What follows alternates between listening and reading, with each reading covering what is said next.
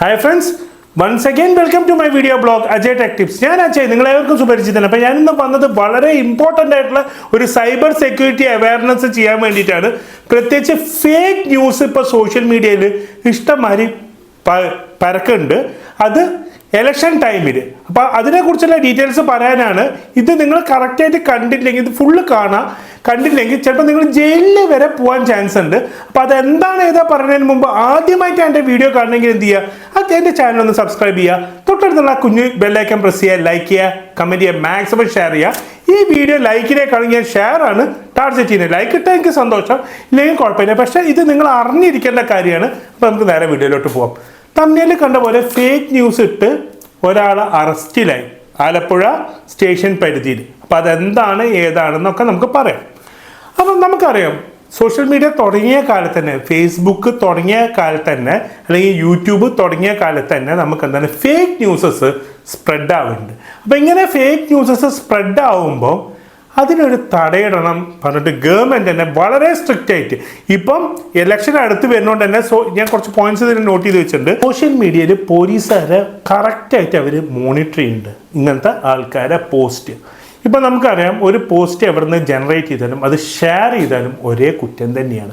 അപ്പം election base ചെയ്തിട്ട് ഇപ്പോൾ ഈ അടുത്തൊരാൾ ഇട്ടൊരു പോസ്റ്റാണ്, അതായത് വോട്ടിംഗ് മെഷീനെതിരെ ആയിട്ടുള്ള ഒരു പോസ്റ്റ് ഇട്ടു. ഒരു യൂട്യൂബർ തന്നെയാണ് ഇട്ടത്. ആ യൂട്യൂബറെ അൺഫോർച്ചുനേറ്റ്ലി അറസ്റ്റ് ചെയ്തു. അവരുടെ ചാനലിൻ്റെ പേര് വെയിൻസ് TV എന്ന് പറഞ്ഞിട്ടുള്ള ആളാണ്. അവരുടെ ചാനലിൻ്റെ ആ വീഡിയോ വന്നുകൊണ്ട് അത് പ്രൂഫാണ്. അതുകൊണ്ട് തന്നെ ആളെ അറസ്റ്റ് ചെയ്ത് റിമാൻഡ് ചെയ്തു.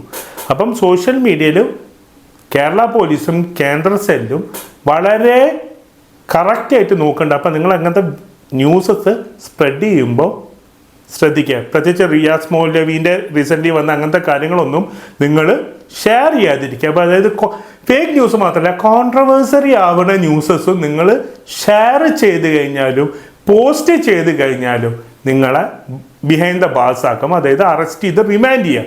അപ്പോൾ ഈ അടുത്ത് തന്നെ വന്ന ഈ വോട്ടിംഗ് മെഷീൻ്റെ, പിന്നെ അതേപോലെ തന്നെ ഇപ്പോൾ ഇറങ്ങുന്ന ഒരു പോസ്റ്റാണ് ഓട്ടോറിക്ഷേൻ്റെ ടാക്സ് കൂട്ടി എന്ന് പറഞ്ഞിട്ടുള്ളത്.